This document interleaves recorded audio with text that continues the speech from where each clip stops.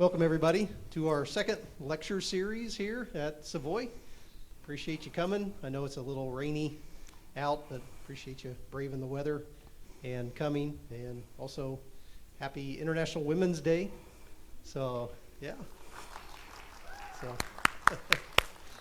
So we were lucky enough to get LandSpeed Louise here for the International Women's Day. We thought it'd be a perfect way to tie in International Women's Day and what Louise has been doing, in her career there on Bonneville Salt Flats and other things in her career.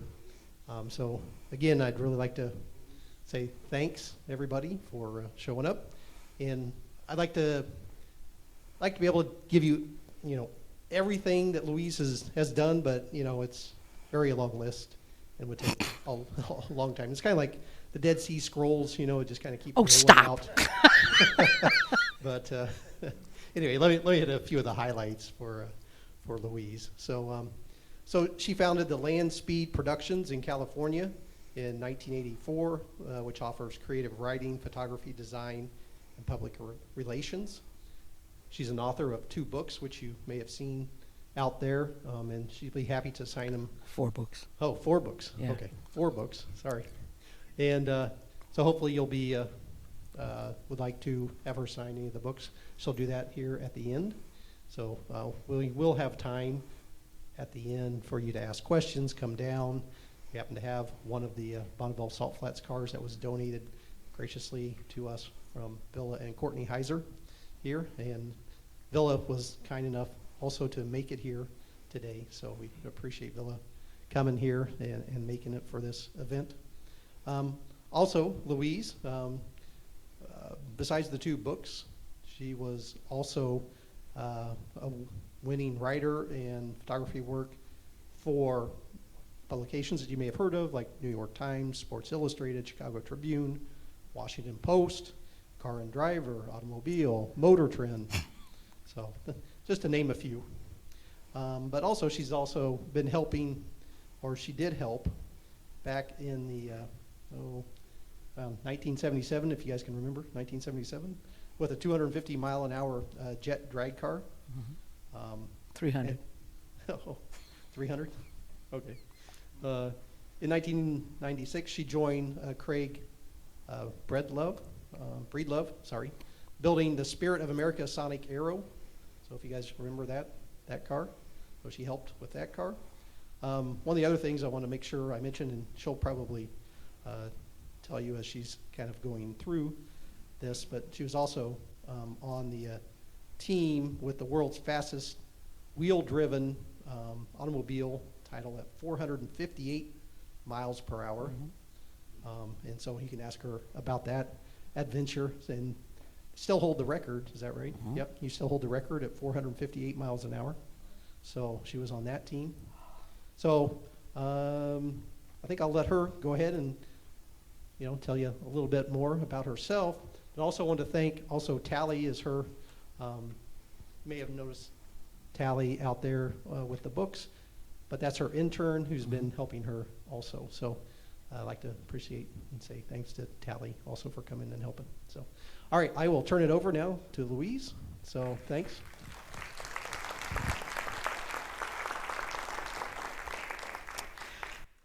So I'm going to start like any good speaker at the dais, but this, if you want pictures of me at this thing, you better take them now because this will be the last time I stand here. I want to say thanks for coming. The show that I've prepared for all of you tonight is a look backwards at nearly 70 years of the contributions made by women at the famed Bonneville Salt Flats. Most of the photos are from my latest book, Bonneville's Women of LandSpeed Racing, and that was completed actually in record time. Let me add that. From the day I signed the contract to the day I had books in my hand, 150 days. Pandemics do that for you. They keep you at home. Now, the biggest slap in the head surprise for me was not how quickly I got the book done, but the prestigious number of women in helmets that were involved. You have to understand I've been in motorsports most of my adult life. So I figured I could get at least 50 for a 100-page book. 50 pages for their face, 50 pages for their speed machine. Well, I knew trouble was going to be my best buddy in this thing when the list of deserving women within 30 days exceeded 200. The manuscript was accepted by the publisher for the 96-page book. It crossed the finish line with more than 300 names on the list, and I begged for more pages. Nope, nope, nope. So tonight is all about fast women. All of them hurtling across the Saline Speedway with cars, trucks, motorcycles, jets, and rockets. So hang on, folks, because it's going to be quite the ride. This is mine, right? Yep, okay. So let's get started with this. It doesn't really matter what the age is. When I met these two, they were on their BMX bikes and tearing through the pits like nobody's business. So I said, come and let me take a picture. Okay, and I said, give me a little attitude, and this is what I got. I knew them about 30 seconds. All right, LandSpeed racing did not start in the United States. It started on this road in Cher, France, about 35 miles from Paris. That lady is Tanis Hammond. She's a LandSpeed racer. She is leaning up against one of 5 of those stone pillions along this road. You see that thing? Is this got the little laser pointer? Right here. There. Oh, no. Well, I failed laser printer. Oh, there. It's not. Forget it. See the little sign there? It says 50 kilometers an hour, which is about 35 or so mile an hour, give or take. The one time I went up and down this road almost 100 miles an hour, at least 5 or 6 times, looking for a cop because I wanted a speeding ticket on this stretch of road in France. But you cannot find a policeman when you want one. We were in France at the time because Tanis, the car you will see, she was invited to the Concours d'Elegance of the Louis Vuitton show in Paris. And this is one heck of a place. When they put up tents, they put up covers in the ceiling, they have carpets on the ground, and the champagne never stops. My favorite event. Where do I have to point it up here? Blake, we have a technical difficulty. There we go. All right. But in the United States, LandSpeed racing started here in the dry lakes of Southern California. This is Muroc, which eventually now became Edwards Air Force Base. But they were in Muroc, Rosamond, El Mirage dry lakes for a number of years. But as the cars got faster, it got too dangerous. There wasn't enough space.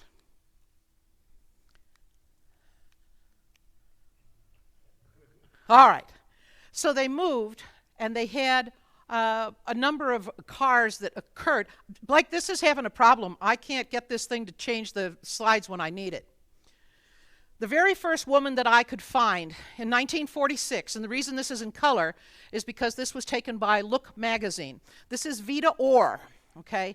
The guys didn't want anything to do with women in their cars, unless they were making sandwiches or holding an umbrella or something like that. But Villa is in the car. She's being pushed by her husband in the white cap in the back.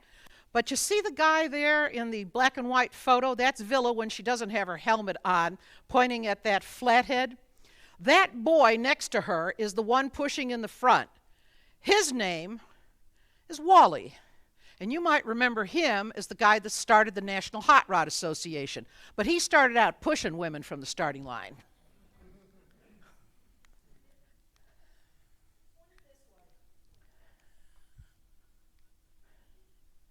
It's not working.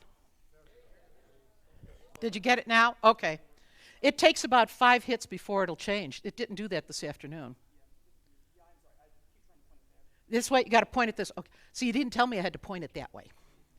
All right. But after a certain amount of time, all of the racers needed more space, or they had to slow down. Now, how many here would slow down? No, not me. So they moved to the Bonneville Salt Flats. The very first time the racers came was in 1949. This is not 49. This is a representation of what goes on out there now. There are two courses, short course, long course. That short course, everything that's 175 miles an hour and below. Long course, everything 175 and above. If you move off the short course, you need to move there and you have to have a parachute on the car. Everybody goes through the staging lanes and the pits are there. The pits are usually between 3 and 4 miles from the staging lanes. Everybody essentially points toward that mountain, which is Floating Island. That's about from the starting line to the end, about 20-some miles. And since 1949, no one, no matter how fast they have gone, including the rockets and jets, have ever hit Floating Island. There are 3 main cars that started in LandSpeed racing, 2 of which are not seen in any other form of motorsport. The first, Chick Hunter will show you, it is the Roadster. God, this is going to break my arm. She not only wrenches her own Roadster, but her husband is forbidden to drive it. The Roadster gave way.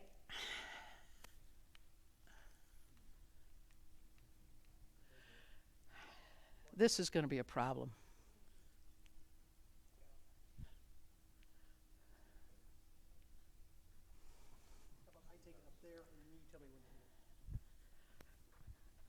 Yeah, say that. He's going to. It worked perfectly this afternoon, of course. The second car is the Belly Tank Lakester, because in the early days, the fellows that went off to war, when they were, most of them were in the mechanical shop or working, helping putting the planes back together, those tanks used to carry munitions or fuel. And a couple of the bright sparks went, you know, I could just take that, cut it in 2, put it around a frame and the motor, and I don't have to beat the panels half to death for 3 months trying to make it look like that. So that's a Belly Tank Lakester. Next, please. And the third car is the Streamliner. A Lakester only had maybe the driver enclosed and perhaps the motor, but a Streamliner, which is the fastest car on the planet in all forms of motorsport, has the wheels, the engine, and the driver enclosed. Pam Curtis, before she got to drive the Streamliner, she had to learn how to drive the Roadster and not spin it. And for those of you out here who think it's no big deal to go in a straight line, yeah, well, it's not, but to stay in a straight line at 400 miles an hour takes a little bit of doing. Next, please. In 1949, the very first woman that we know of that went down the course at Bonneville was Phyllis Lindsley. That's her posing for a magazine shot, but that's her getting in her husband's Roadster. She was helping Otto Crocker, the timer, calibrate his timing lights, because it was all mechanical back then. But she was forbidden from going down the track to get a timing slip, because women weren't supposed to go racing.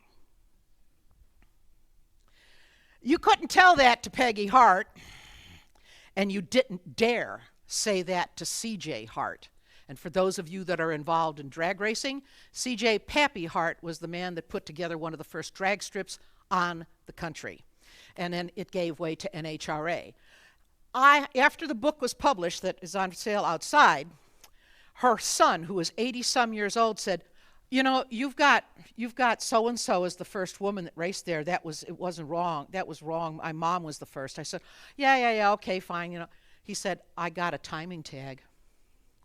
Do you see it says there? 119 miles an hour at Bonneville, 1955, in a sports car, Peggy Hart. She drove a Thunderbird. What CJ said that the Ford engines were garbage. He threw it in the garbage and put a Cadillac engine in it. That's what went 119. Next, please. So women did other roles at Bonneville until they could actually legally drive. This is Frankie Beatty. Her husband, Tom Beatty, he is the king of the Belly Tank Lakester. He was known as blow or go. He would either blow it to smithereens or he would go faster than anybody had ever gone by not 2, 3, 4 miles an hour, but sometimes 10 or 20 miles an hour. Next, please. But the Streamliners. This was built by Athol Graham in the picture on the left. He and his wife in Salt Lake City.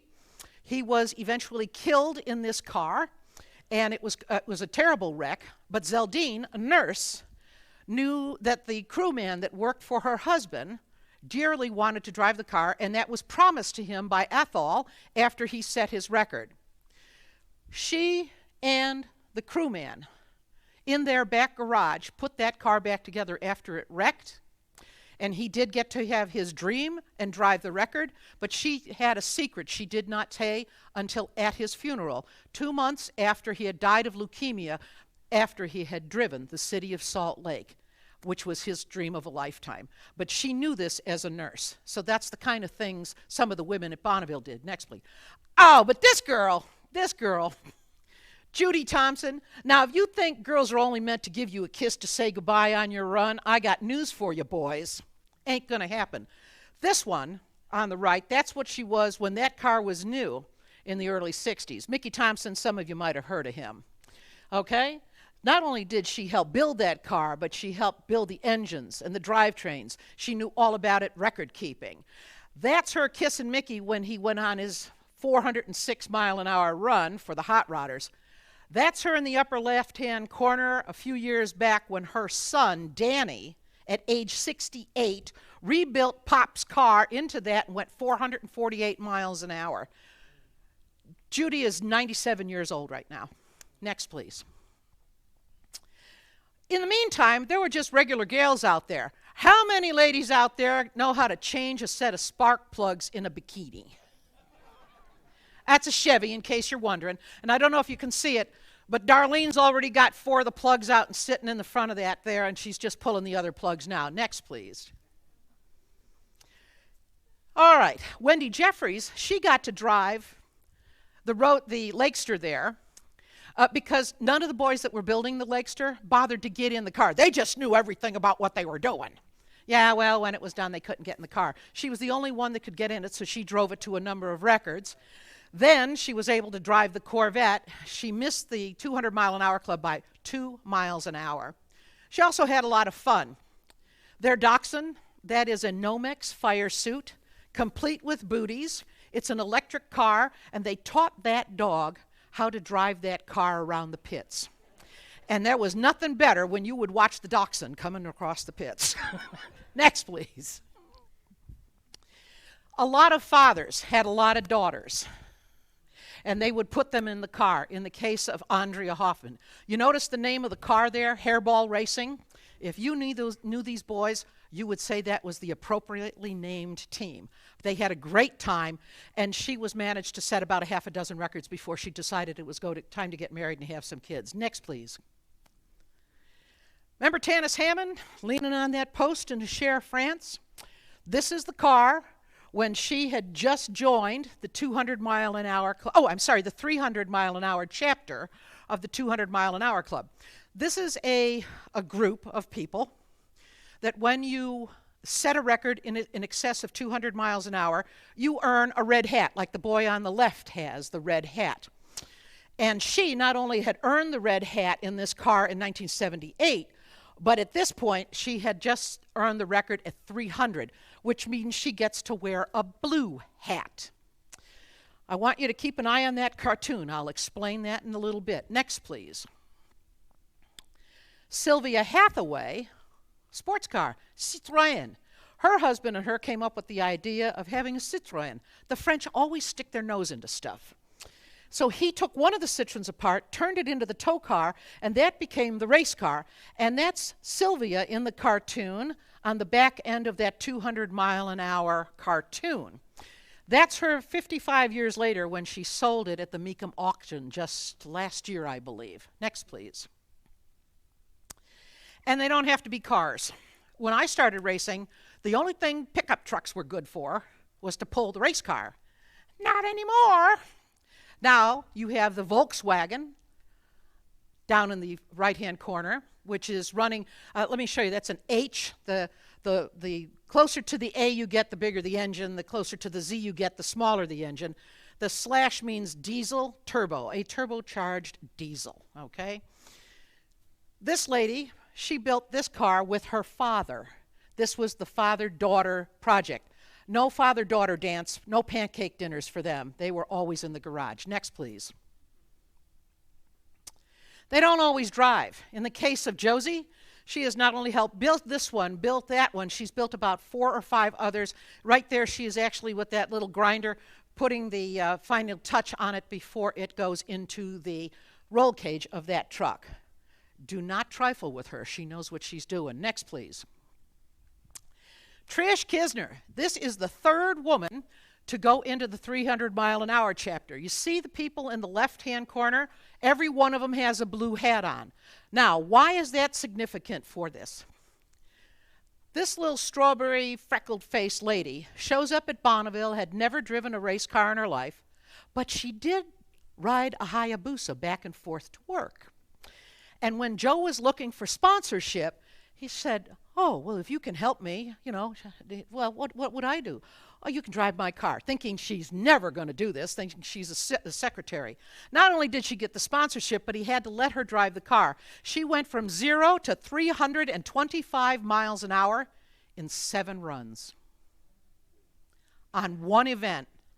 And I went to Joe, and I'll show you what's underneath that car, or that tape. I said, why did you let her go so fast? They said, well, she was not like any guy. She did everything we told her exactly, didn't try and modify anything. So as long as she executed as she was told, we just kept turning up the motor. When they were in the top end, I met the car, and I said, Joe, you cannot take that car back to impound to get certified. Look what's wrong. And he said, what's wrong? Underneath that racer tape there, which I wrote happy, the name of that car is Grumpy Old Men. Next, please. They left it on there for the next year. Racers have come from all over the world. In this case, Mayuki Tanaka and Kei Kinomoto came over from Japan on several different years, bringing a car and a family of people to set the record. I offer to you Zofia Profit on the right with the red hat. Zofia, ladies and gentlemen, is the fastest woman in Poland. 230-something miles an hour, I believe. Next, please. Sue, that's another wife. She was a GM employee for many years with her husband, engineer. And they decided, well, gee, would you like to do that? In fact, boom, put it on there. And the next thing you know, before the end of the week, she'd already figured out how to do the parachutes, everything. Again, another 0 to 200-mile-an-hour club gal in one event. She now races drag racing, alcohol, funny car, I forget the name of the car, but she races on a regular basis. Her husband just likes wrenching. He doesn't care for the driving part, so she takes care of it. Her fire suit there is pink, by the way, not here. Next. This lady, her dad has something to do with NASCAR or sports car, I don't know. The only reason I stuck it in the show is because I wanted to show the different level of cars, and she also distinguished herself well behind the wheel. Well, I guess what I'm trying to show you and tell you, it really doesn't matter what kind of vehicle or speed machine it is. Women have driven just about all of them. Next, please. Christine, she's a Texas gal. She towed that Studebaker behind that Studebaker. And then she's jumping for joy because that's her there, and she had qualified for not 1, 2, but 3 licenses, which means now she said, well, I have to go back home. I said, why? You're doing well. She said, well, the car won't go that fast. She's now up for a 200-mile-an-hour license, and she's going to build a Studebaker to go 200. Next, please. This car does go over 200 miles an hour and had put a number of people in the record. You can see Bonneville Record Center ACC is competition coupe, and it says 255 miles an hour. That was not done by Gail. Gail is a master gardener, and she just mentioned to her husband, what would you like for your birthday? And he kept asking her, and she couldn't figure out. She, well, I'd like to go race at Bonneville. So he went to the Berklands and he bought their Studebaker and put Gail in the car, and she did quite well with it. Next, please. Remember Tanis Hammond? Well, the first woman in the 3 Club, well, her husband Seth could have easily been the first guy over 300, but he said, oh no, ladies first. So he put his wife in the car, then he put his son in the car, then he went 300 in the car, and then when his daughter got off work, Tegan, he put Tegan in the car, and she went 300 miles an hour. Anybody here ever watch Magnum P.I., the new one? When you see that Ferrari run around Hawaii, that ain't any of the actors driving, that's Tegan. If you see any of the Ferrari commercials, that ain't boys driving, that's Tegan. Next, please. Gail Watson Phillips, she was a model. Her husband was a detective on one of the police forces in the West and wanted to go racing. He said, well, I'll tell you what, we can sell some of those posters. You sell enough posters, we can buy a race car. Well, she sold enough posters to not only get that race car, but that race car and that race car. And she has been driving for about 20 years. Next, please. And this is our good friend from Rome, Georgia, Villa Heiser. Right there, over there, raise your hand, Villa. As I understand it, she has learned to drive from 0 to 189 miles an hour in this one, right? Yeah. And she has been trying. You see different color helmets. She's been coming back. But when she wants to look like a proper little debutante, that's her in the left-hand corner. But she enjoys this. Her husband started with this car. Now, I want to point something out on this. See each one of these things? Each one represents one event. This thing has been to Bonneville 20 times. That's how much this speed fever gets into you and keeps you forward. Once this was retired and they built this car, Villa got her chance to drive. So there you go, and the legacy continues. Next, please. I'm going pretty quick because I got a lot of slides to show you, but I'll answer any questions and then go back after. And grandmas set records at Bonneville. In this case, this grandma sets a record at 346 miles an hour. That is in the family Lakester. Looks like one of those top fuel-y kind of cars, but it's not. There's her kid, her grandchildren. I'm going to point out Jenna, the little girl in the pink top. When I met her and I asked her about, is she on her grandma's team? And said, yes, I am. And I said, well, how long have you been racing? And she did this. Miss Louise, I want you to know that I have been on my grandma's team ever since I was in my mommy's tummy. She was dead serious. Grandma has bought her a junior dragster. Jenna is learning to drive. She is 7 years old. Next, please. And when she was out for the book signing at Bonneville last year, I stood up and I said, I give Jenna permission to go and break every single one of your records. There were 30 women at the table. Sonny and Dixie Rossi. Dixie does not drive, but you'll notice she's at the drill press up there. That's just a small part of their home machine and workshop. They build all their cars themselves. Sonny drives. Dixie's the crew chief. She knows everything about that. They have retired the car in the past couple of years. They live down in San Antonio because they're now almost 80. But they've been driving up until about 75 or so. It just got too hard to pull the car. They do it all by themselves. Next. Victoria Hope has a heck of a dad. Ron Hope built that car for her to drive. She's gone into a number of records with that club. Next one, please. And her sister, after she got married, got into the other car, which is also the car that Ron's wife drives.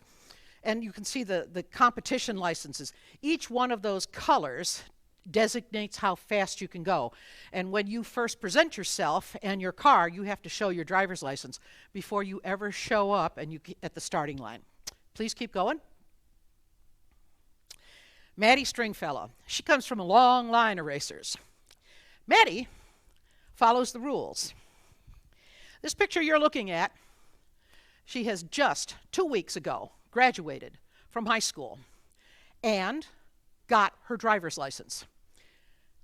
But there was too much going on because they were getting the car ready to go. The first time Maddie Stringfellow drove anything was on the Bonneville Salt Flats in the family roadster. And she got 2, not 1, but 2 of her licenses.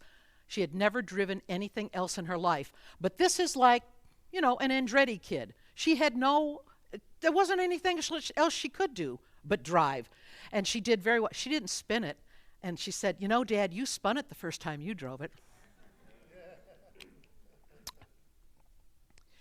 This is another gal who's been going out there since she was a youngster. Her mother tells her father when they are on the starting line getting ready, oh, by the way, Tom, just as he's getting ready to go, I'm pregnant. With Kaylin, she kept coming out to Bonneville.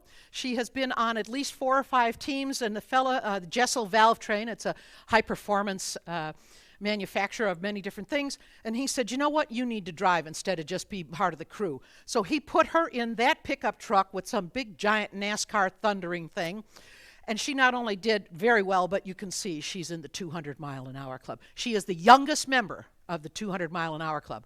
I'm waiting for Jenna to knock her off. Next, please. Another virginal experience just this past year is Megan Volk. That car in the upper right-hand corner is her grandfather's. It was built in the 50s. That fire chute she has on is her grandfather's. She is part of a film. There's a new exhibit at the Henry Ford Museum. Sorry, I'm mentioning the competition. Driven to Win, and the film on Bonneville I helped produce, and it shows Megan as a rookie and what it takes to go racing. And when they came to me and they gave me all these names, I said, who else have you got? And all these different forms of motorsport. And I said, now don't take this the wrong way, guys. And they're all famous and they're all accomplished. But they're all a bunch of old white guys. How are the youngsters supposed to see themselves in a race car, in a fire suit? I said, we need a woman and we need a rookie. And that was Megan. So she distinguished herself quite well. And you can see that film probably for the next 10 years. She's going to love it because in 10 years she's still going to look like that in the Henry Ford. Next, please. Paula Burns. The Southern California Timing Association, first woman to win the points championship. She beat every car, every truck, every motorcycle, every guy, every other woman for the whole year and took all of the points. And she was the first one, and as far as I know, the only one so far. Next, please. Betty Birkeland. Betty was supposed to join the 2 Club. Remember Gail Tosinski, whose husband bought her the car, the Master Gardener? Betty and her husband and son built that car. This fella, George, has this competition coupe. He's out of Texas. She missed it because it rained on her record run day. At Bonneville, to set a record, you have to do 2. It can be done on the same day, but most of the records are done over 2 days because there's just too many people to make a second run. But it rained, so Betty never got her red hat in the family car. So after a certain time, George said, you know, Betty, you really need that red hat. Everybody else, your husband's got one, your son's got one, the other son's got one. So he said, you're going to drive my car. When she did get her 200-mile-an-hour cat, I went to her and I said, now, don't take this the wrong way. That was a great accomplishment. But, Betty, see all those people in the upper left-hand corner? That represents 4 other race car teams. There were 5 race car teams, 4 of which laid down their tools and put their car away so they could come and help George to wrench the car to make sure Betty got in the 200-mile-an-hour club. That's how much Betty Birkeland is admired by her peers in the Bonneville Salt Flats. Next, please. But things don't always turn out as you want. When Chris Wright and Dan Wright built their Streamliner, there she is in the cockpit, and that's what the cockpit looked like when they cut her out of it after she rolled the car at about 308 miles an hour. She was fine. If you pencil roll, you'll probably be okay. When you go end over end, you will shock load too many bones and joints, and you probably won't be okay. The thing broke into 2, which is exactly what it was supposed to do, because you take the energy in the engine away from the driver. So she's all right. Let's just say that she was the prettiest shades of purple you ever did see for a while. Next. Ronnie Vesco. Ronnie Vesco is sitting on a car that her grandfather built in 1957. It was on the cover of Popular Mechanics magazine. It was very tiny, and thin, about this thin. You didn't build cars like that in the 50s. They said, oh, no, this is experimental. No, this thing's going to turn over. No, and all the no-no-nos. They would only let them compete experimentally. That yellow and white car has still got a piece of tubing about that big in it from the original car. That is the Vesco family streamliner. Her dad, her uncles, her grandfather, and several other cousins have all driven this car to a variety of records. It's probably had 15 different engines in it. And right now, it has the Model B engine be put back in it, which was the engine that was in it originally. They just yanked out a pair of Tesla motors with a 1,172 lithium-ion batteries that set the electric record. That's now the fastest electric car on the planet at 353 miles an hour. That fella who was putting on Ronnie's shoes drove it. He also drove our other car in Team Vesco to over 400 miles an hour. But everybody's a team member. This is not your hero driver. This is someone who wants to help Ronnie go fast. Right after that, where she's taken off her clothes, her Nomex and all of that, that's the moment when Ronnie Vesco joined the 300-mile-an-hour club with her father and her uncle. Next, please. Miriam McMillan built that car in the lower right hand with her husband, took it, drove it, got to the 200-mile-an-hour club, decided she wanted to do more, was elected president of one of the car clubs for the Southern California Timing Association, became their starter, the chief starter out on the starting line, also was on the board of directors. She was vice president, and then some of the guys said, oh no, we don't need a woman as president. She said, fine. She quit to the detriment of the sport. She decided to teach herself how to fly, became a flight instructor, and now flies for an airline in Texas in 5 years. 5 years. Do you think LandSpeed lost something? I think so. Next. Now, this is the last of the car, ladies. You see the little girl in the arms of her father with his fire suit on?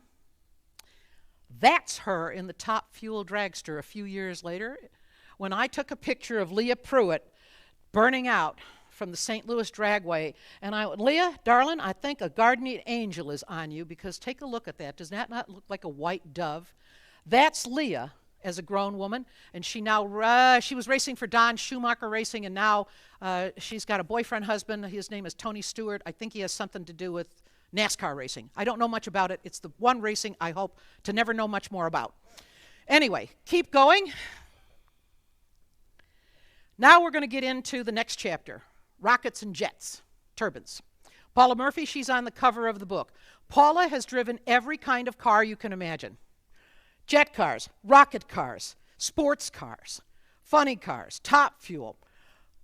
In the upper left-hand corner at Bonneville, and also sitting here on the tire, she's gone over 250 miles an hour in that picture.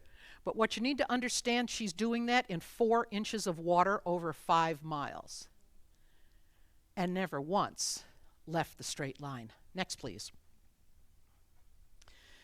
After she did that, because it was Goodyear, Firestone got its knickers in a knot. What? Goodyear can't be the best tire. We've got better tires. So they went and got Betty Skelton, put her into Arfond's other car, Arthur's car, with the Firestone tires on it.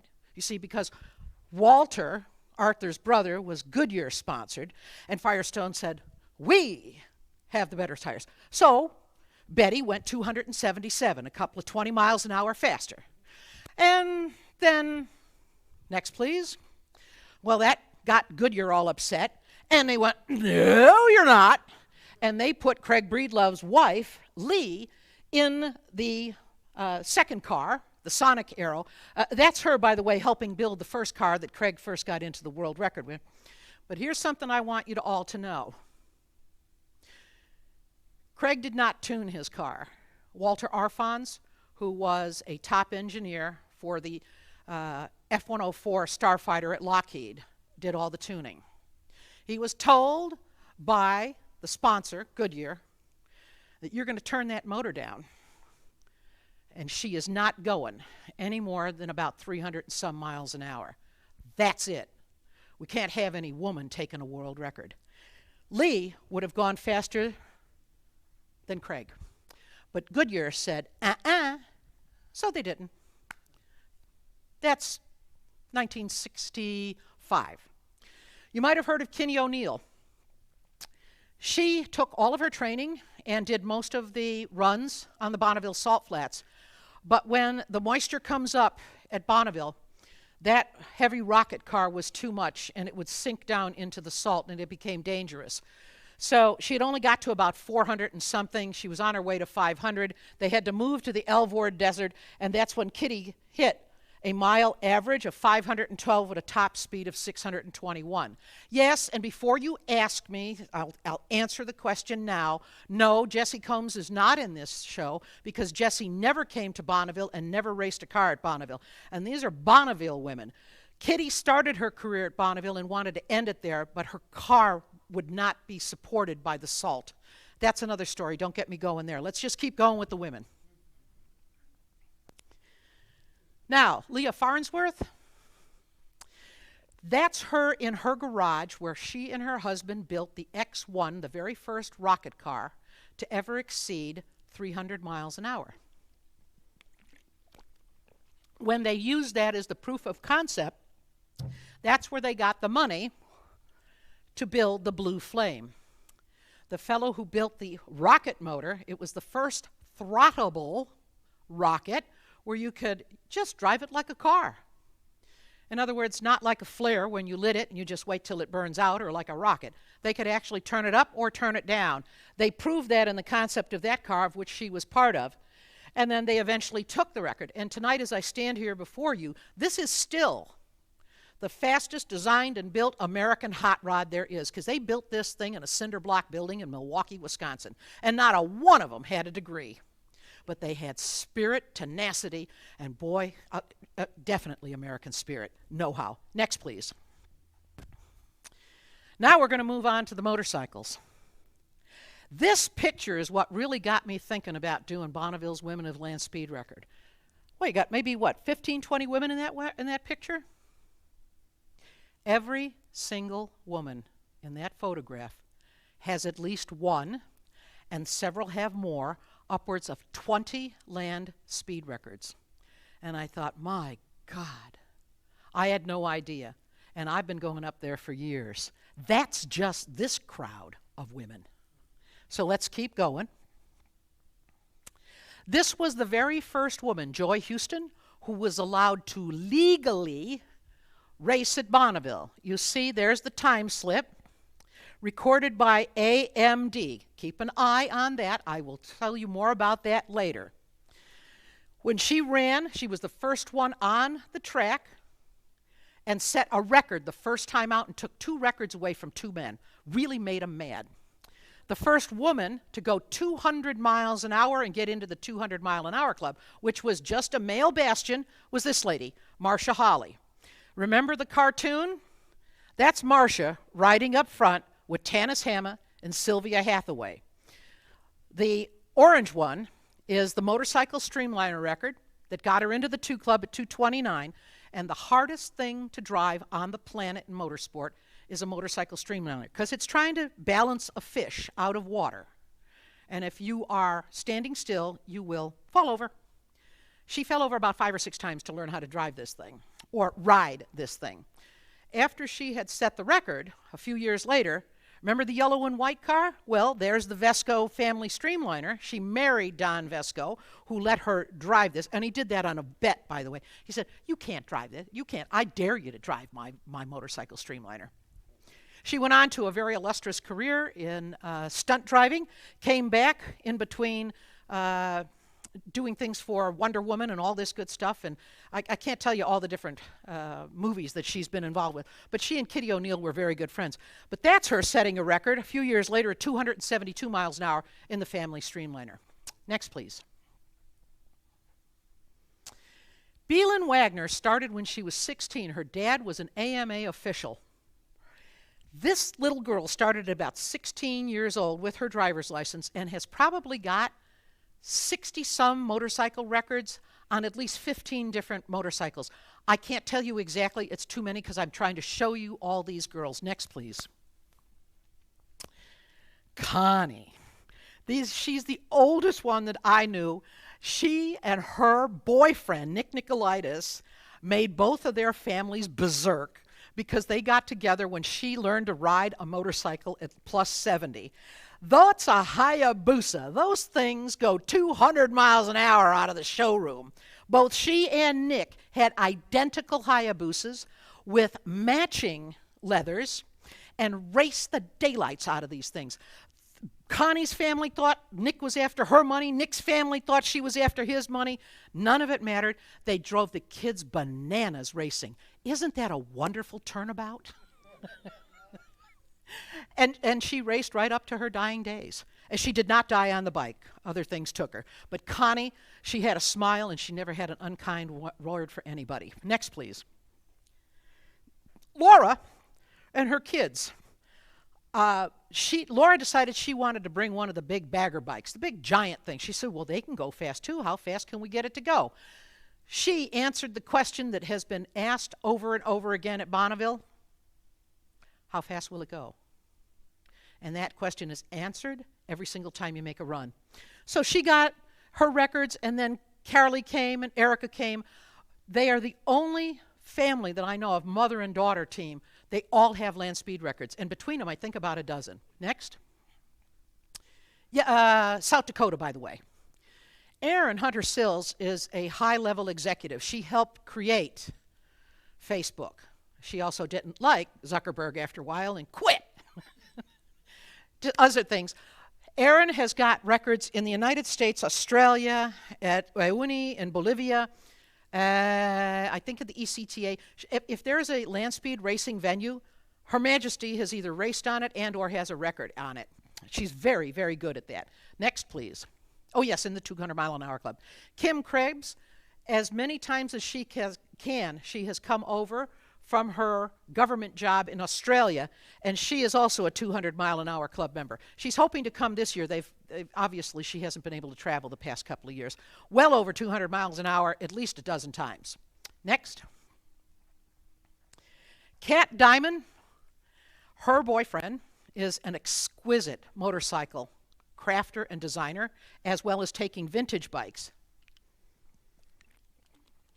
Kat made the mistake saying, I would very much like to try that one day. So he put that bike together for her, a 175cc bike, and she has been riding it ever since. It is her great joy. You do not have to go 500 miles an hour. You can find the tremendous joy of your life at about 150 miles an hour at Bonneville. And that's about what that thing goes. Next. Jalika Gaskin-Sigurtkin. Not only is she a model, or was a model in France, you're looking at a woman who has not one, not two, not three, not four PhDs. Fell in love with Alp from Lowbrow Customs. That's her bike out at El Mirage, the Dry Lakes. But at Bonneville, she wants to keep her husband safe. She is the crew chief on his motorcycles. She is responsible for making sure that it's exactly perfect and everything he needs so that she will make sure that he will not only get a record, but come back essentially alive, as much as she can do it. And she's just a gorgeous human being. Next. We have the Latina contingent. There are probably 24 Latina gals that get on bikes and go like scalded cats. This is Loretta. She came because of the other women. Again, next one. As did Jody Perowitz out of Boston. She decided that they hadn't had a big Harley, which her and her father and the whole family build out in the Bostonian area, very famous customizer for motorcycles. She jumped on this thing, got to 198 miles an hour, and then came back again because it wasn't fast enough and put that thing into 200 miles an hour. But because the rules are a little different for the two AMA, did not qualify for the 200-mile-an-hour club. But this woman set a record over 200 miles an hour about 4 or 5 times, inching it up just a little by little. Next, please. Tracy Snyder came because of the women who came before her. She's out of San Francisco. I won't get into the details, but let's just say that she is one of the most unlikely women to ever climb on a motorcycle. Taught herself how to do that. Her team and them built that car in San Francisco, the bike, and then brought it to Bonneville to set a number of records. Not only that, she did a crowdsourcing, and they all paid for it because she couldn't afford to do it. But her gang and her team put her out on Bonneville. Next. Sandy. Sandy never rode a motorcycle until she was about 65 years old and went to Bonneville. And from 65 to about 75, she gained 5 #1 plates in her class with the American Motorcycle Association. She stopped riding at 80. She'd had enough. That's a good example. And that's a bike that she and her husband work on. No one else. Next. And men do have they do help. Kathy Butler is being pushed by her husband, Van. At the time, he was the chief inspector for the motorcycles of all of the Speed Week and the Southern California Timing Association. Kathy has set records on probably 8 or 9 different bikes over the past 15 years. Next. Stacy B. London. She works in the museum contingent out in California. If you want whatever it is you have to go from one place to another safely, that's the girl that'll get it there. That includes the King Tut exhibit, by the way. She's working on her triple nickel bike, and she wants the most basic bike because she wants to get the most out of the least. And she's still working on that. Doing a great job. Next. Nita. Nita's a monkey. Anybody know what a monkey is? I'll tell you. That's a motorcycle sidecar. It's not got 2 wheels, it's got 3. Nita is the balancing beam or the ballast in the back. You see her laying down there? That's her husband at the controls. Nita, she shifts her butt as necessary to keep the bike from moving and keep it in a straight line. Let's just say she is the queen of buttress. Next. Oh, and all these people have records, by the way. Now, this is probably the weirdest and the craziest thing, and if I hadn't seen it, I probably wouldn't have put it in this show. This is Denise Korenik. She is pedaling in that picture on the right, boys and girls, 183 miles an hour, and that is not fiction. That is fact. She is pedaling, and this shows you the power of slipstream. It shows you the power of when you can build a specific bike with specific gearing. That's her girlfriend that drove that Lakester, and she's right behind that Lakester in the back, pedaling up to 183. And I thought, you're nuts. I found out later she's not nuts. She is the latest. Racing on a bicycle has been going on since steam trains, and she can trace her world record all the way back to the first guy who said, I can go faster than that train, and did, somewhere out in Utah, if I'm not mistaken. Next, 183 miles an hour. Think about that, on a bike. Think about the road rash. Kristen Stewart is a major engineer at a multinational. She rode that bike to Bonneville, rode it to a record, and rode back. I thought that picture on the left is significant because not only is she on her bike, her crew chief is a woman, and you see that's Jill Iverson, who is the starter on the starting line. More about Jill later. Next. Jen also saw these women showing up at Bonneville on the bike. She showed up there in the upper left, stripped her bike down, with the only tools that she had and she could borrow, went out there, got herself a number, and went and didn't set a record, but she got her licensing. Then put the bike back together and drove home. Next. I can't tell you much about Jalen other than every time I see her, she's got that kind of smile. I'm just trying to show you all these different gals. Now that's a purpose-built motorcycle. You can see that she is now at the end of her run. You see all that salt on the front. When it's wet out there, it's like throwing cottage cheese in your face, only the cottage cheese is hard, like crystals. Same thing with Corinna. I met her because I met her pigtails first. And I thought, oh, it's a girl. She's been racing for more than 25 years out at Bonneville. But you see, with the helmet on, you can't really tell sometime. Next. Oh, and yes, she has a colloquial ear implant because she's partially, if not completely, deaf without it. This, ladies and gentlemen, is the fastest woman on two wheels. This is Valerie Thompson. She has raced any number of naked bikes, two-wheel bikes. I think that's the BMW there. Her top record speed is at 328 miles an hour in a motorcycle streamliner. She crashed, though, in Australia, not from her misgivings, but because of a design flaw that was found by her at 360 miles an hour in Lake Gardner in Australia. But they had never tested it or he was too cheap to put it in a wind tunnel to find out what the aerodynamic problem was. So she was his test monkey. She's fine. She rode this another year or so. She has stepped out of this and now stepped into Project 550 Streamliner. She is going after a 500 mile an hour record. She's starting her crew training on that car in about 3 months. Next. These are a lot of the other women that I just figured there were too many. And there's at least this many more, again, that I did not put in the show. But there's probably more women on motorcycles at Bonneville than there are cars. Because with a car, you need a whole crew. With a motorcycle, as you can see in several cases, all you need is yourself in some cases.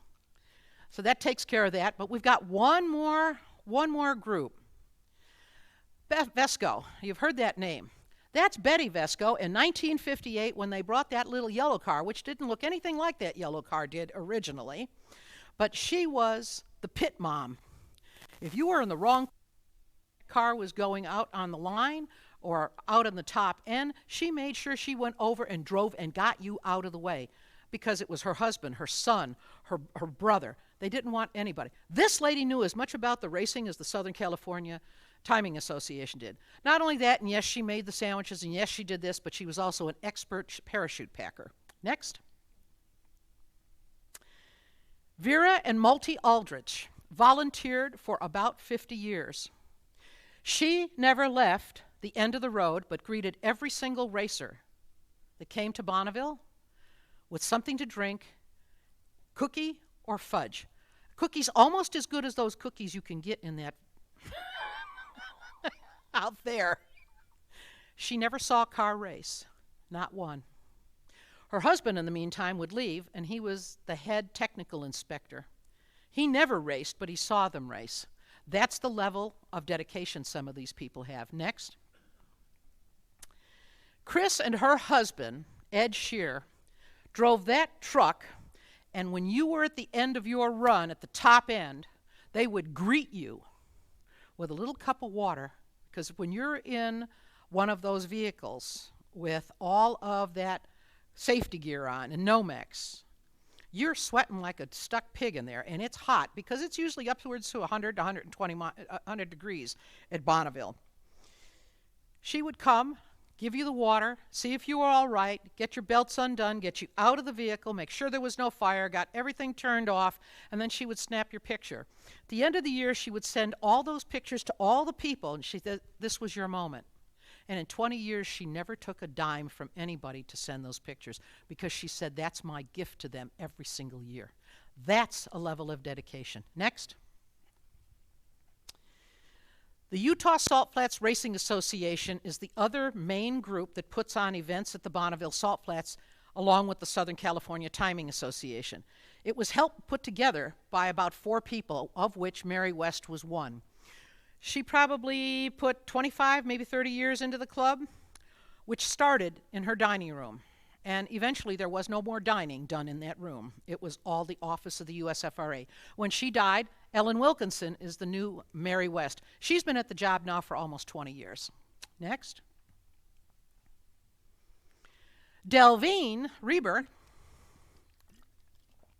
is the very first woman and I think the only woman that is the promoter of a land speed event anywhere in the world. She produces every year the Bonneville Motorcycle Speed Trials, of which you can get national, international, and FIM world records. And this was the first year when she put that thing on because the baby was just old enough, so she kept him anywhere. She's on the phone with some racer. She's got the FM radio in her pocket that is listening to the timing tower and everybody else on the chatter, and she still finds time to take care of her son.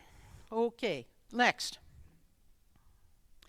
Linnea Johnson will greet everybody at the Bonneville Motorcycle Speed Trial. If you don't pass her muster, you will not race, and she does not care who you are. Next. Remember I told you to keep an eye on that timing slip? It said AMD. That's Joyce Jensen, but that was her given first name. Her dad was chief timer and had been going to Bonneville since 1949. At age 16, she started because she had good penmanship. Every run off the clock had to be written down. She'd write it down and write the time slip. She's still doing the time slips 45 years later. Next. Ms. Zaretsky has come out to every Bonneville event for the motorcycles for the past 15 years. She is allergic to the sun. She can be hospitalized and probably die if she gets caught with too much sun. But she completely closes up with whatever she needs, stays in the shade, and she helps out and has volunteered at every single event because she said, I just love these people. I just love watching the motorcycles. Next. Judy Seitz. Oh, there's a big story on this. Not only was she 20 years the treasurer for SCTA, she's a technical inspector with her husband up there in the picture. You see the orange, that means you're the inspector. But her husband named Bob, his nickname is Prozac. He would always show up at the races with something weird. He would, and then for a few years he took the hair. He decided that he wanted his hair and his beard to be the same color as his lime green jacket. And that's one year, that's what he showed up at. Judy is just as conservative you want, married to Mr. Prozac. But when Judy is not being a technical inspector, she has the name of being the knitting racer, because as she waits in line for her turn to take their roadster down the track, she knits. Right there. I've watched her do big things. Next. Remember Jill Iverson, the lady that was starting Kristen Stewart? There is Jill. Her day job, she doesn't want me to tell you, but she is a published author with about 15 different books across the United States, around the world. And she's just telling this fellow to hang on. She's about to do. But when she's not being an official, she's doing this on a bike that her husband built for her. A vintage Indian. And she has just fun doing that. Next. Julie Berkdahl, probably the most important woman at the USFRA World of Speed. She is the chief timer. Nothing moves out on the salt unless Julie says it's okay. She is the one that is in charge of all the timing of every single bike, car, truck, anything that's out there. When she is not doing that, she earned her red hat with the car that she and her husband built in this next slide. Oh, yes, and she's in the 2 Club. They not only built it, but then they decided they didn't want it just pink. They wanted the boys to drive it too. So they went from pink to red. But they did all the work themselves, her husband, and her 2 boys. All of them in the 200-mile-an-hour club. Her husband served for years as the president of the USFRA. Next. This is generational. The girls on top are in the timing tower. The girls on the bottom are the ones that had been doing the timing for many years. Ms. Lindsley, her family's been doing it since 1949. Lois, the same thing. Carol. They taught the girls that are up there, the 2 on the right. The 2 on the right and the left are teaching the young one in the center. You're looking at 3 generations of volunteers in the timing tower. When you go to set a record, you have gone past the eyes of one of these women. Next. Debbie Dannenfelser is the chief timer for the SCTA. In the first time in the history, 2 women are in control of the race course at 2 different times. SCTA. And in this case, I don't remember how fast this particular thing was going, but it was a high-end car. It was over 400 miles an hour, but her FM radio is in the way. Next. Air Commodore Jane Millington from the Royal Air Force was a dear, God bless her, wonderful friend of mine. And while she never raced at Bonneville, she was a volunteer for many different racers at Bonneville. I met her, and we'll see this in a little later, out at Black Rock Desert when she came with Andy Green and Richard Noble to set the first supersonic record out at Black Rock. I just put that in there because she found out at Black Rock that nobody was broadcasting anything, nobody knew anything, and of course it's this huge expanse. She took it upon herself to find out what the American CB radio channel was, and she took it upon herself to broadcast what was happening so that all of the American spectators that came would know what was going on. In the background, what her day job was here at the course, every one of those little things are where people are and where they can't be. She was in charge of where everybody was on the dirt out at Black Rock. Next. At the time of her death a few years ago, she was the 2nd highest ranking officer in the Royal Air Force. Remember the Vescos? Remember the yellow car? There's her daughter Ronnie at 300 with her blue hat. Well, Jinx Vesco has taken over for Betty Vesco, and she still continues with the car. She'll be out there when her son is going to climb in with the Model B, and then they try to figure if they might be able to put those Teslas back in there and maybe go 400 miles an hour. Next. One of the other cars is the Turbinator. Remember I said Eric went 400? Well, this is how I got involved. When we set the world land speed record at 458 on October 2001, that's me underneath. The reason you don't see Jinx there, because she's taking the picture for me. And you see the 458? Well, the 4 we had made, we knew we were going to go 400. We just didn't know what the other 2 numbers were. And one of the crewmen, their job was, with electrical tape, put in the number. This is about 10 minutes after Don Vesco, who's on the left there, set the record. And as I stand here before you tonight, almost 22 years later, Don still owns that record, even though he died in 2003. We have been waiting for somebody to come and get us. There's a book out there, The Speed Demon. They've gone over 400 miles an hour 50 times, but they still ain't caught us. Neener, neener, neener. Come and get us. Come and get us. Keep going. This was me when I met Jane. I am in the port nacelle of the Thrust SSC after it had gone supersonic. I am 5'6", and my feet are at least another 12 to 18 inches back. That's a Rolls-Royce Spey jet engine, and I'm still nowhere near the first set of stators on that thing. And it was quite the car. I called it the giant binoculars. I then went and apologized to the designer after that thing started to go about 700 miles an hour.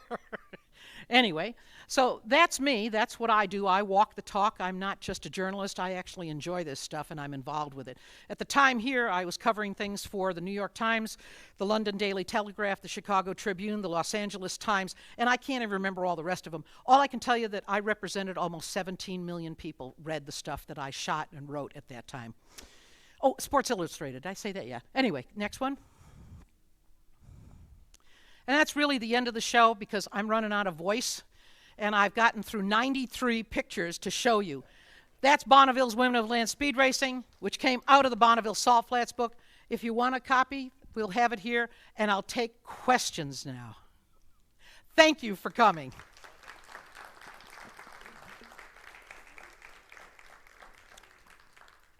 Yes, sir.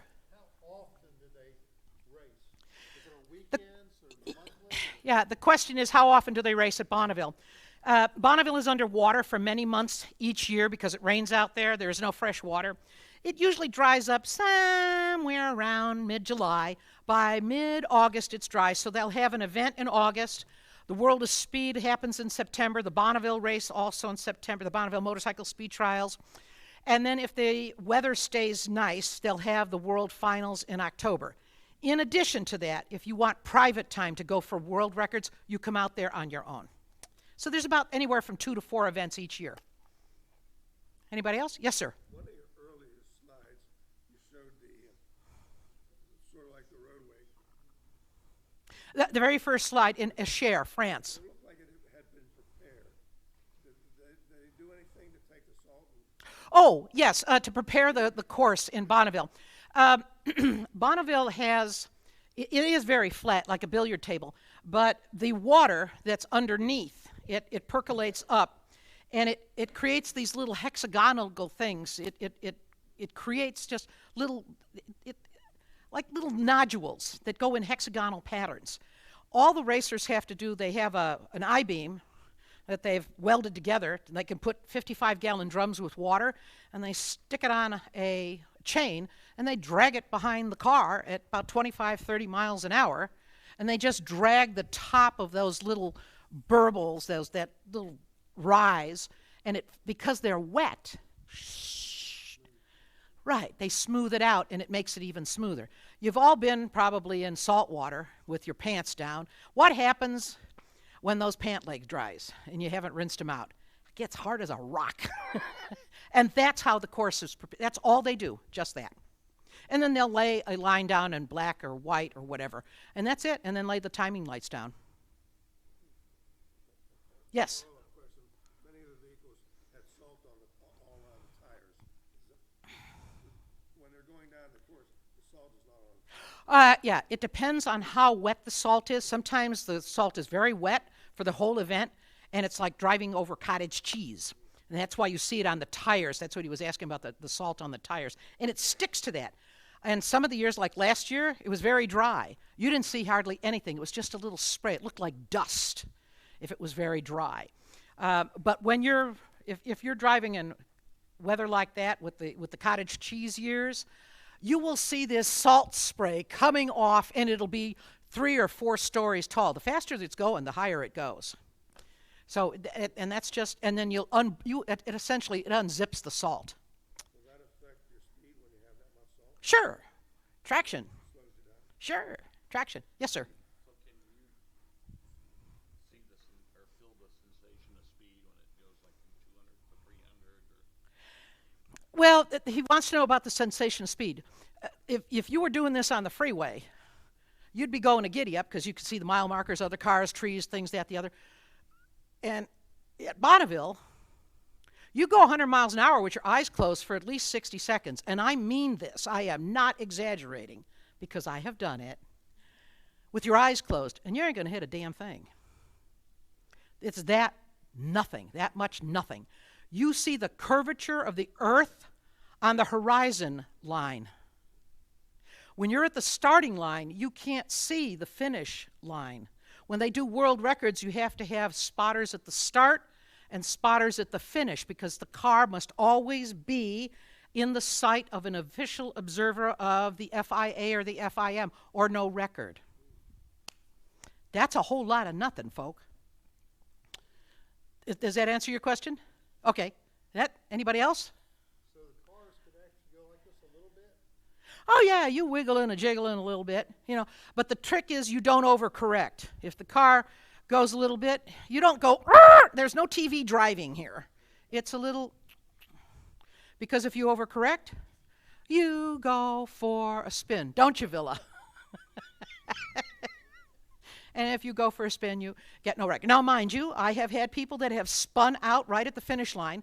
As long as the car goes through the lights, no rule said it had to go nose first. You can get a record going through the lights backwards, and some guys have done that. It's embarrassing. You don't want to do that because you'll pay for it, Yes? What inspired you to start racing? Oh, what inspired me? Doctor's son across the street. I grew up on the south side of Chicago. I'm a street urchin. And he had little foreign sports cars, European sports cars. I'm partially deaf. It's also why I talk very loudly, because I am 50% deaf. But those cars were like, what is that? And I go across the street, and I was about your age, and they never threw me out of the garage. But they had big, meaty paws, and they couldn't get down into the little spots, but I could. And all that good stuff, that I could put the socket on there, even though they couldn't do it, and they would have to do the torque wrench, and little needle valves and things like that. I was really good at that. That's where I learned all about the mechanics, and I was just fascinated with that stuff. And eventually, I did artwork, which I traded for time behind the wheel. I didn't want to go out with you in your car. I just wanted to drive your car. And so by the time I was about 16 and ready for a license, I had driven every muscle car long before they ever called them muscle cars. But that's how I learned to drive. My father had no idea I was doing this until I started stealing his car. 1957 Mercury Monterey with a ribbon speedometer and the push-button transmission. You know how many girls it takes to push a 1957 Mercury Monterey out of the garage and you can't start it? And you know why you can't start it? Because our neighbor 2 doors away was his best friend, and he was the Captain Clancy in the Chicago Police Force. You didn't want to start that car because they'd say, "Side, the daughter took that car again." So we'd push it down to the other end of the alley and start it and go. Anyway, that's how I got started. And from there, racing and doing various jobs, and ended up with a lot of the drag racing people until I met my first jet. And then, as far as I'm concerned, Pistons can go do something else. I'm a jet girl. Jets and rockets. Anyway, does that answer your question? I'm just fascinated with anything like that. I'm also a licensed pilot, and I'm also involved with tall ships. I do like to turn off all the motors and just sail me and God. I like to 150-foot topsail gaff schooners and whatever, all around the world. And I just think it's wonderful to be out there. And you ain't lived until you're out there on duty at the middle of midnight, 1, 2 in the morning, and it's a full moon. And you ain't lived until you've seen the moon rise up out of the Atlantic Ocean. And it just comes and it spreads all across in a line right to you, right where you are. It comes right to you. And I couldn't go get my camera because I was mesmerized. So I just love this stuff. I like the adventure. My grandmother said I was a tramp. She was right. Vagabond. Can't you stay home? No. Just keep going. There you go. Yes, sir.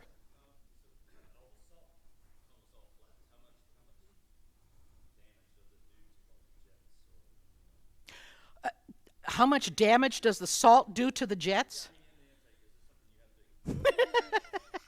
No, if it was wet like that, we probably wouldn't race it because it would, but it's spinning so quick. Well, when I was drag racing, I forgot to tell you that, I used to drag race jets, and we would wash those things once a year at the quarter car wash with a big box of Tide and 50 pounds of walnut shells and just windmill that bit. It'd clean it. See, because you could race with a Jet A fuel, which is real clean, but it didn't make the big fire shows and all the smoke. And when you're at the track, you gotta entertain the people. So we'd go find the number 2 and the filthiest, nastiest diesel we could find. And so it would go, well, it made the blades dirty. Anyway, we had a lot of fun with it. What's the fastest you've gone? Personally, about 177. At Las Vegas Motor Speedway, that tri-oval, in a little Formula Atlantic car, just for fun. And I'd go a lot faster, but I just, I'm busy doing this stuff. I guess you have to stay still, and I've been offered rides in other LandSpeed cars, but because most of those people have a lot of crew, it's not for me to get in there just because I can take a picture or get a story in a magazine or a newspaper or something on television. I believe that the people who put the time into the car deserve first. And then if there's a car left or a motor left, I'll get in it. Yes, ma'am. How many tickets have you gotten for driving too fast in the local roads? In my local road, she wants to know how many tickets have I got. I haven't had a speeding ticket in about 25 years now. And the last one was somewhere up in the St. Louis area, only because I wasn't watching behind me and I was trying to find the doggone address. I just didn't know. He gave me a ticket for 37 and a 35. He was a brat. But in my whole career, very few, because most of what I did before I was at LandSpeed Racing, I used to test cars for a living, and I would get my jollies at various racetracks all over the United States. I didn't need to prove anything on the streets. It was kind of fun. Although there were those guys, and I would have various cars, and especially when it was like a Lamborghini or one of the Ferraris or one of the Maseratis. That's a girl. Well, you can't drive that. And then of course with my Corvette, I used to love to just eat up Porsches one by one. But only, a little spurt of speed, and they kind of got the message that they could maybe try, but they were going to be denied. So, but I don't really bother doing that anymore. Mainly because the cars were all loaners. They belonged to, when I drove a Porsche, it belonged to Porsche. When I drove the Corvette, it belonged to Chevrolet. And I always gave them back in the same condition they gave them to me. That's why they kept giving them to me. So there you go. Anybody else? Yes, sir. I am. I will. We are hoping with the Turbinator, we've got a new engine configuration and accessory drive gear pack on that thing, because it's a turbine, but it goes just like a helicopter. Instead of spinning the blades, it's spilling the drive. It's full-time four-wheel drive, and we're hoping for 500. And then the Speed Demon's still going to have a problem coming to get us. Neener, neener, neener. Yeah, I'm going.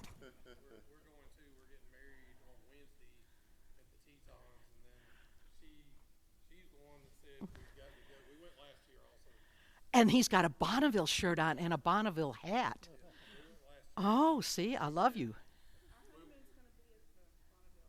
Okay. What is your names? Justin and Pam. Last name? Kendrick. All right, I'll look for you, or look for me, and just say, yeah, we were over at the Savoy, and I'll go, oh, I remember you two. Okay, good. Well, Mr. and Mrs. soon, right? The reason we picked when we're getting married was she wanted to go to Bonneville after the wedding and a couple of days. So that was pretty much what we picked that. Remember the grumpy old men? You know how he test drove his wife? Put her in a roadster. He's a West Virginia coal miner. Drove her all the way to Bonneville. And it was cold. And she did very well. Drove her all the way back. And he said, well, she's a keeper. And they've been married now about 45 years. So you're not the first, but there's other. Oh, Angelica and Elp, the black gal with the crew chief, they were married on the starting line.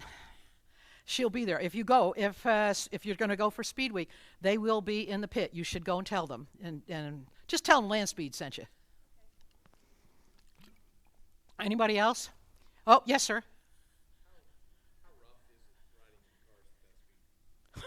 Not rough at all. Otherwise, we wouldn't be going 400 miles an hour. There are a few ruts here and there. And cars do get unbalanced and destabilized, but many times because a tire deflates quickly or something else breaks or they hit something on the ground. Or, even though it looks flat, it is undulated a little bit. But you might have a depression that might go like this, like that. And unless you hit it the right way, you're not going to have a problem. It'll just pick you up a little bit. And again, you don't react quickly. Everything is slow, even though the car is fast.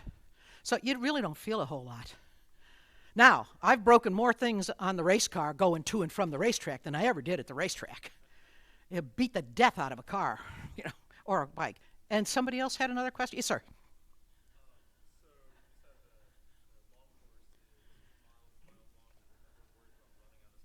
Okay, so he wants to know about the course. All right, so let's say this is the starting line, yeah? In all of LandSpeed racing, either the long course or the short course, you get 2 full miles of run-up. This is not a drag race, or at least it's not the drag race you can think of.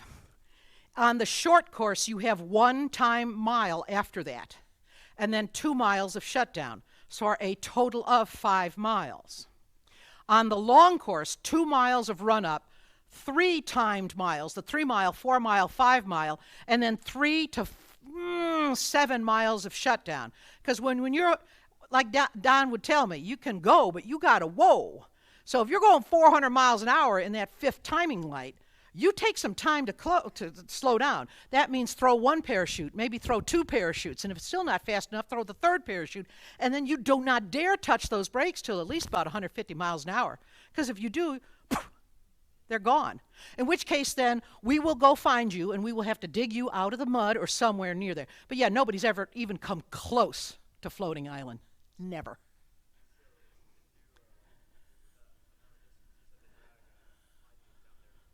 Yep.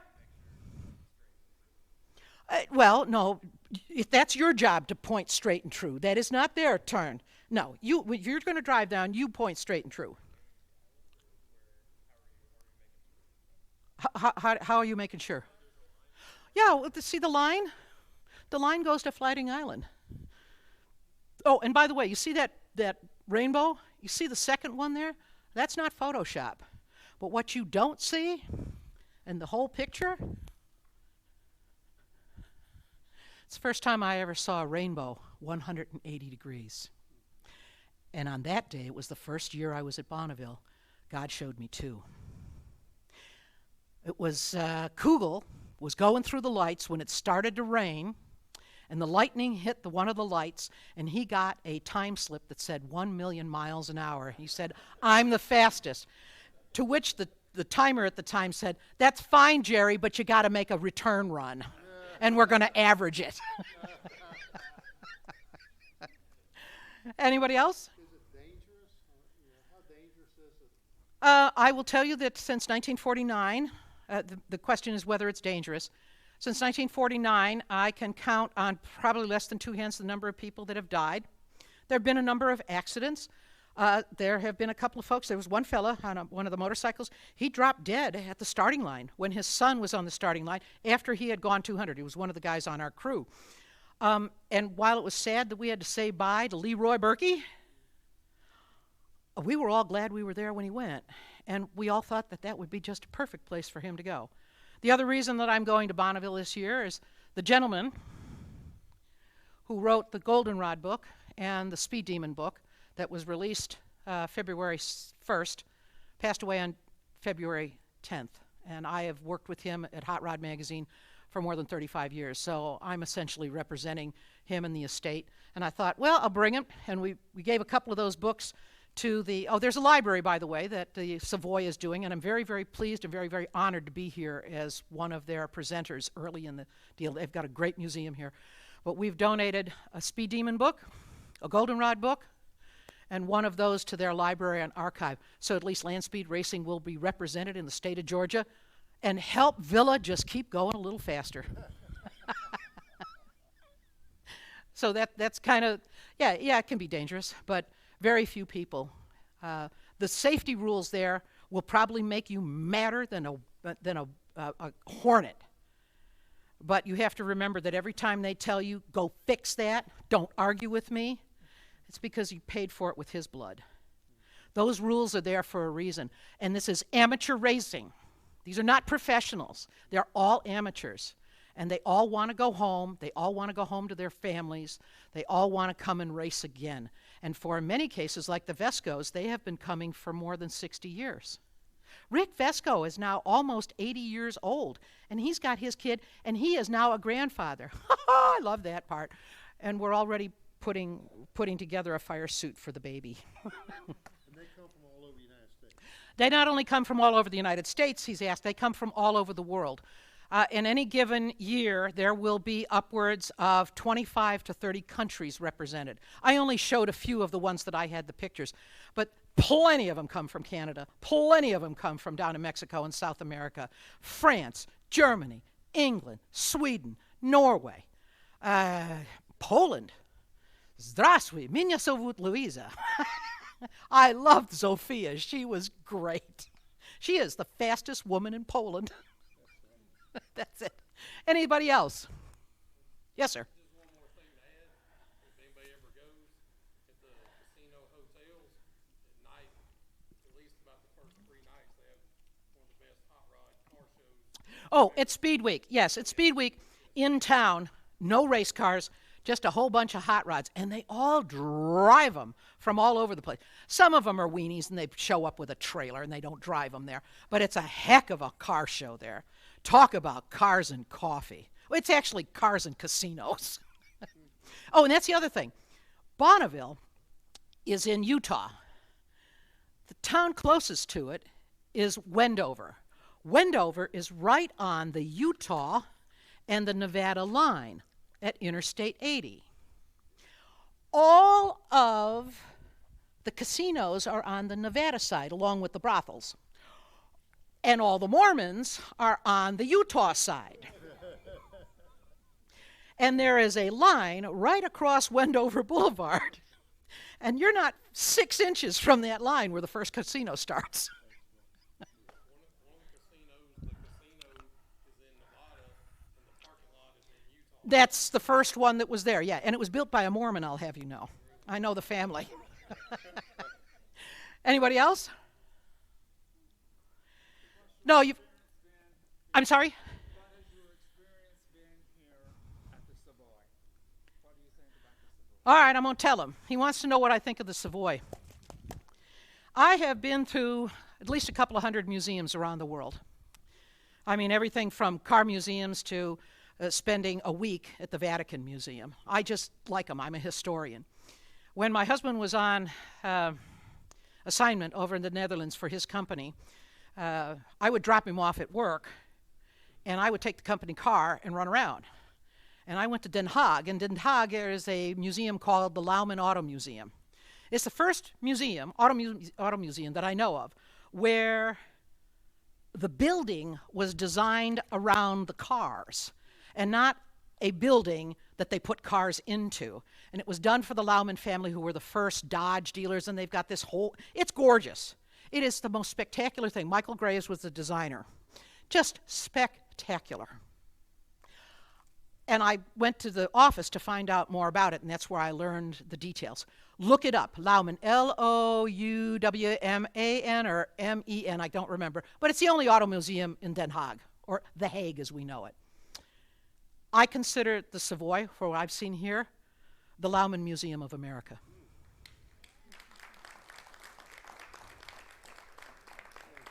And that's not just because the curators here and the other gals and executive director back there. I really mean it. And I came to that conclusion long before they asked me to come here. And I'm really tickled to be part of the Savoy in the early days. And I hope every one of you go out and bring about 10 people back here. Think about what you were walking around in, people. Can you imagine what it took just to polish those floors? Did you see any oil on those floors? Do you have any oil in your garage? Did you see that Ruxton out there? Oh, I can't tell you how I would love to push that out and take it for a ride. Just wonderful thing. The Woodies. Local boy and girl does good. Oh, I never did. Oh, you know what? And I had the power and I forgot.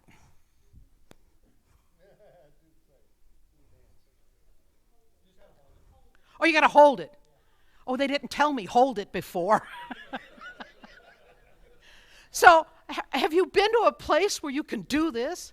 Is this not the coolest place to give a chat and do a show? I mean, holy smokeroonies, is this not great? I mean, I've never seen one like this before. This is like just super duper.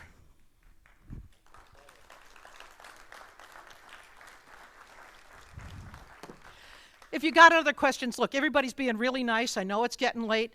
I put you down in your seat. I am glad nobody got up and left. Yes. But I'll come and answer any questions if you'd like to get any of the books.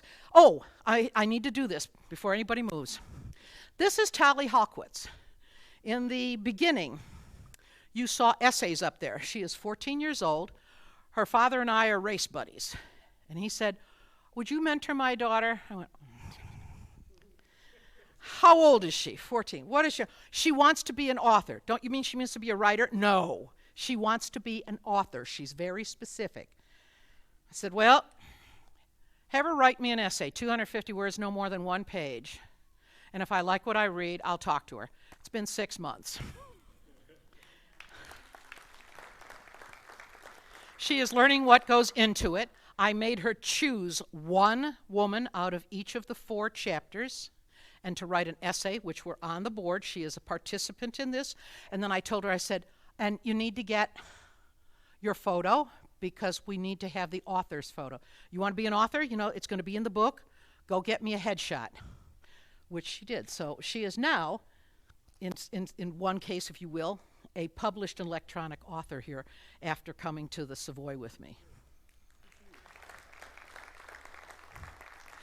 Wait till she tells her mom, "Mom, you know what they did to me and all those people were there."